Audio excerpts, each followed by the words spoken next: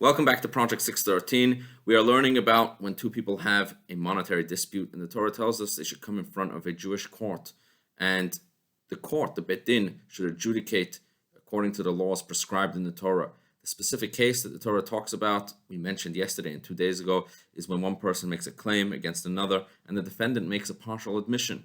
We learn how the Torah says that there is an oath that is placed upon the defendant to back up his claim. This is the Torah's lie detecting test in order to know that he is telling the truth. However, there are many cases where the beit din do not administer an oath, but there are in fact many other methods used in order to ascertain the truth of the words of the defendant. And today, we will learn one of those famous methods spoken about in the Talmud. This is called a migu. And a migu basically is when a defendant puts forth an argument in defense which is not very credible.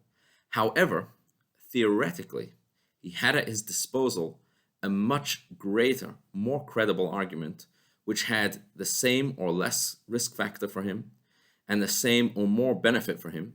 And nevertheless, instead of using the better argument for himself, he chose to use the more inferior, less credible argument for himself. This is when the beit din would employ the migu method, which literally migu means because. And the argument basically goes that because migu, because he could have theoretically used a better argument and he didn't, we therefore believe the argument that he did put forth. The thinking behind it is that were this person to be a liar, certainly he would have used the better lie, which is there at his disposal.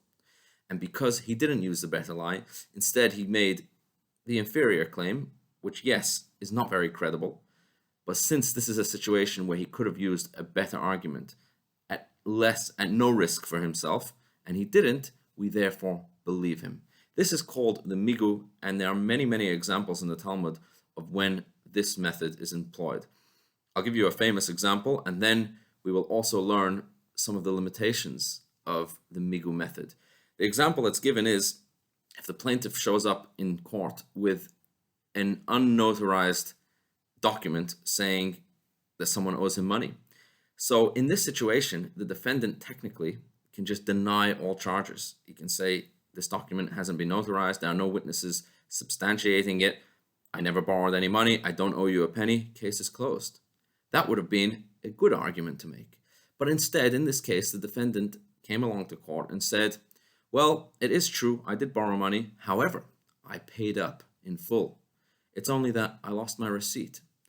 Now, true, this is an inferior argument. This isn't very credible because if you paid up, why didn't you keep your receipt? And you're already admitting that you borrowed money, so who says it's true that you paid up? However, because in this situation, the defendant was in the position to totally deny all charges, and the plaintiff had no way of backing up his claims, therefore the beit din believed the defendant. Why? Migu. Because if he was a liar, he could have used a much better lie and just denied all charges. But he didn't. Instead, he admitted to the fact that he borrowed, but just claimed that he paid back. And since the plaintiff has no way of backing up his claim, we believe the defendant on this case using the migu method.